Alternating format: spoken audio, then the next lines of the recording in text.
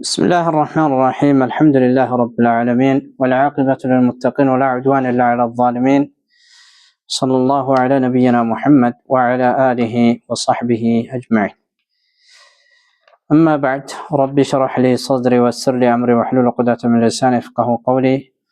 اللهم علمنا ما ينفعنا وزدنا علما وانفعنا بما علمتنا يا حي يا قيوم. نعم، إن شاء الله تعالى بالله سبحانه وتعالى فقاد ትላንት ካቆምንበት የምንመለከት ይሆናል። مختصر فقه الصوم አጠር ያለች ሆነች ስለ ጾም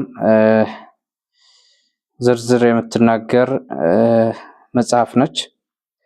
يقول المؤلف كيفية تحديد بداية الإمساك ونهايته في بلاد التي لا يتعاقب فيها الليل والنهار خلال 24 ساعة.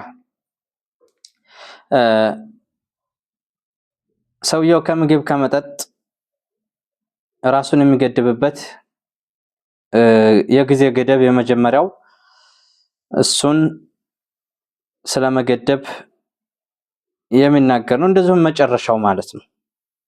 የመጨረሻው የሚያፈጥርበት የሆነ አመናገር የሆነ ነው። في بلاد التي لا يتعاقب فيها الليل والنهار ሌትና ቀን የማይተካካባት በሆነች ሀገር በ24 ሰዓት ውስጥ ማለት ነው። በ24 ሰዓት ውስጥ ሌትና ቀን የማይተካካባት በሆነችበት ሀገር ምን ሰዓት ከምግብ ከመጠጥ ከሚያስፈጥሩ ነገራቶች መቆጠብ አለበት?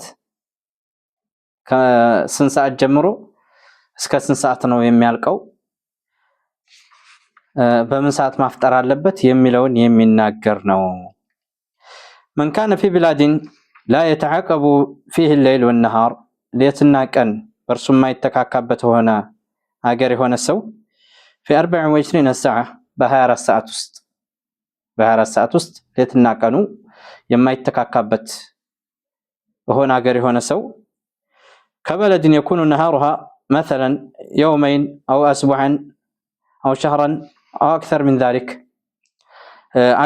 لك يعني ሀገርን ይመስል ቀኑ እንደ ምስያ ሁለት ቀን የሚቆይ ሆነ ቀኑ ማለት ነው። ወይም ደግሞ አንድ ሳምንት ወይም አንድ ወር ወይም ከዚህ በበዛ መልኩ ማለት ነው። እስከ 6 ወር ድረስ ቀን ብቻ የሚሆንባቸው ሀገራቶች አሉ። ቀን ብቻ ማለት ነው። 6 ወር ቀን 6 ወር ሌሊት የሚሆንባቸው ሀገራቶች አሉ። ምን ማድረግ አለባቸው? እዛች ሀገር ላይ የሚኖሩ ሰዎች እንዴት መጾም አለባቸው? እንዴት መስገድ አለባቸው? ስለዚህ የሚናገር ነው ማለት ነው። فإنه يقدر للنهار قدره እርሱም መሆን ያለበት ለቀኑ ልኩን ውሳኔውን ሊሰጡት ይገባል ማለት ነው። ولليل قدره እንደዚሁም ለሌሊቱ ውሳኔውን ሊሰጡት ይገባል። ከዚህ ሰዓት እስከዚህ ሰዓት ድረስ ቀን፣ ከዚህ ሰዓት እስከዚህ ሰዓት ድረስ ሌሊት ብለው ሊደኩለትና ሊወስኑለት ይገባል። بأن تحسب مدة الليل والنهار اعتمادا على أقرب بلد منه ሌትና ቀኑ ሒሳብ የሚደረገው ከርሱ አጎራባች ወደ ሆኑት ሀገራቶች በእነርሱ ነው። ከርሱ ለጥቀው ባሉ በሆኑ ሀገራቶች ነው ሒሳብ ሊወጣለት የሚችለው ማለት ነው። ምን ይሆኑ ሌትና ቀን በ24 ሰዓት ውስጥ يعني يكون فيه ليل ونهار يتعاقبان في 24 ساعة በ24 ሰዓት ውስጥ ሌትና ቀን የሚተካካባቸው የሆኑ ጎረቤት ሀገራቶች በእነሱ ነው ውሳኔ ሊሰጥ የሚችለው ማለት ነው። وذلك ይህም ስለሆነ ነው يعني عفوا وبهذا أفتى ابن باز وابن عثيمين وغيرهما وهو ما قرره المجموع الفقهي الإسلامي يعني ابن باز በዚህ ጋር ላይ ፈትዋ ያደረጉበት ነው። وكذلك ابن عثيمين ሌሎችም ዑለማዎች እንደዚሁም مجموع الفقه الإسلامي እነርሱም ስለ ፍቅህ الإسلامي ስለ እስልምና ዕውቀት بحث የሚያደርጉት ትንታኔ የሚሰጡ ዑለማዎች እነርሱም የተስማሙበት ነው ማለት ነው። الدليل ما سرجه القياس على تقدير الوارد في حديث النواس بن سمعان رضي الله عنه حيث قال ذكر رسول الله صلى الله عليه وسلم الدجال ذات غداة كلتات عندك أن الرسول عليه الصلاة والسلام سلا دجال أواسو إلى من نواس بن سمعان ما كان سرهم كسو الله سبحانه وتعالى يدلتنا نايه ما سرجه قياسا نو እርሳቸው አሱት ስለ ደጃል አዋሱ ረሱል ከለታት አንድ ቀን الى ان قال قلنا يا رسول الله وما لبثه في الارض ብለው እስከሚሉ ድረስ አንተ አላህ መልእክተኛ ሆይ ምን ያክል ነው ምድር ላይ የሚቆየው ብለው ሰሃቦች ጥያቄ ያቀርቡ قال 40 يوما 40 ቀን ነው የሚቆየው يوم كسنه ويوم كشهر ويوم كالجمعه አንዱ ቀን ልክ እንደ አንድ አመት ነው አሉ ደጃል ሲመጣ አንዱ ቀን እንደ አመት ነው የምትሆነው አንዱ ሁለተኛው ቀን እንደዚሁ ልክ እንደ ወር ነው የሚሆነው ሶስተኛው ቀን እንደ ሳምንት ነው የሚሆነው አሏቸው ወሳኢሪ አያሚሂ ከአያሚኩም ሌላው ቀናቶች ልክ እንደናንተው ቀን ነው የሚሆነው አሏቸው እና አፉን ከዛ ምን አሉ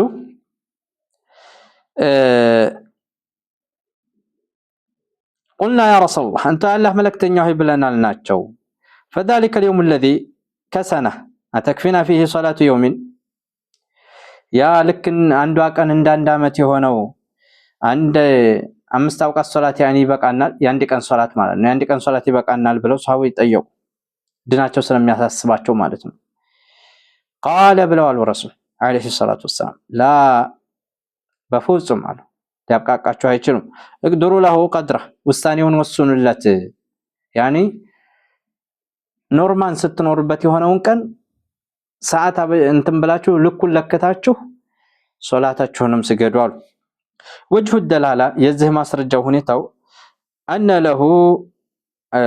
انه لم يعتبر اليوم الذي كسنه يوما واحدا ያቺ አንዷ ቀን ልክ እንደ አንድ አመት የሆነችውን ቀን እንደ አንድ ቀን ብለው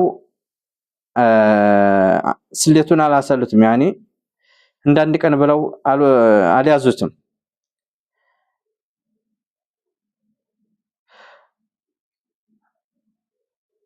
እንደ አንድ ቀን ነው ብለው አልያዙትም ተክፊፊሂ 5 ሶላዋትን 5 አውቃት ሶላት እንደሚበቃው ለአንድ ቀን 5 አውቃት ሶላት ነው ልክ እንደዛ አድርገው አልያዙትም بل أوجب 5 صلوات في كل 24 ساعة بأونة من قداوس بهار الساعات وست 5 أوقات صلاة قديتا عندهنا قديتا درقوا مالتنا قديتا درقوا قديتا عندهنا تناقروا وأمرهم أن يوزعوها على أوقاتها اعتبارا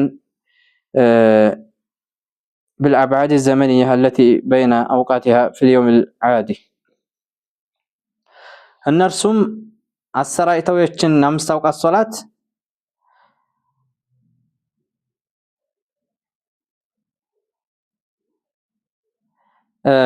በሌላው ኖርማን ሲኖርበት በሆነው ቀን ሂሳብ አስበው እችን 5 አውቃት ሶላት በየሰዓቱ እንዲሰግዱ አዘዟቸው ነው وكذلك الحال مع الصوم ከጾም ጋር ያለው ሁኔታ እንደዚህ ነው على ما سبق بيانه يعني ما براريو لك እንዳሳለፍነው ማለት ነው اذ لا فرق في ذلك بين الصوم والصلاه በሶላትና በጾም ምንም አይነት ልዩነት የለውም ለጾም የራሱ ጊዜ አለው የራሱ ሰዓት አለው ለሶላትም የራሱ ሰዓት አለው ሶላት ምን ሰዓት ሲደርስ ነው መስገድ ያለበት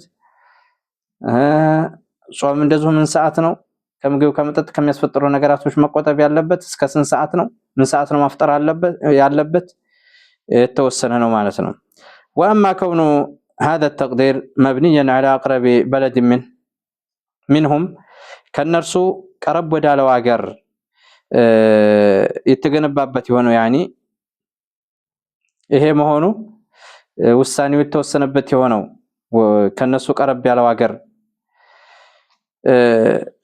በዛ ውሳኔ እንዲሆን የተደረገበት يكون فيه ليل ونهار يتعاقبان في 24 ساعه በ24 ሰዓት ውስጥ ሌትና ቀን የሚተካከበት የሆነው ከነሱ ቀንና ሌሊት የማይተካካበት የሆኑት ሀገር ከነሱ ጎረቤት የሆነው ሀገር በዛ ውሳኔ እንዲሰጥ የተደረገው فلأن الإلحاق البلد في جغرافية بما هو أقرب إليه أولى من إلحاقه بالبعيد يعني عند جغرافيم ከነሱ ጎረቤት ሀገር ጋር በዛ ውሳኔ መወሰኑ በላጭ ስለሆነ ነው። ሩቅ ወዳሉት ሀገራቶች ከማስጠጋት ማለት ነው። ከሱ የራቁ ወደ ሆኑ ሀገራቶች ከማስጠጋት ከዛ ሌትና ቀን የማይተካካበት የሆነው ሀገር ሌሎች ሀገር ራቅ ያሉ ሀገራቶችን ወደነሱ ከማስጠጋት በነሱ ውሳኔ ከመስጠት በጎረቤት ሀገር ሌትና ቀን በ24 ሰዓት ውስጥ የሚተካኩባቸው በሆኑት ሀገራቶች ውሳኔ መስጠቱ የበለጠና አውላ ስለሆነ ነው ይላሉ። لأنه أقرب شبها به من غيره ከሌሎቹ እርሱ ይሄ ጎረቤት ሀገራቶች ተመሳሳይነት ስላላቸው ነው في المطالع إلى آخره ማለት ነው። هذا والله أعلى وأعلم. صلى الله على نبينا محمد وعلى آله وصحبه أجمعين. سبحانك اللهم وبحمدك أشهد أن لا إله إلا أنت أستغفرك وأتوب إليك.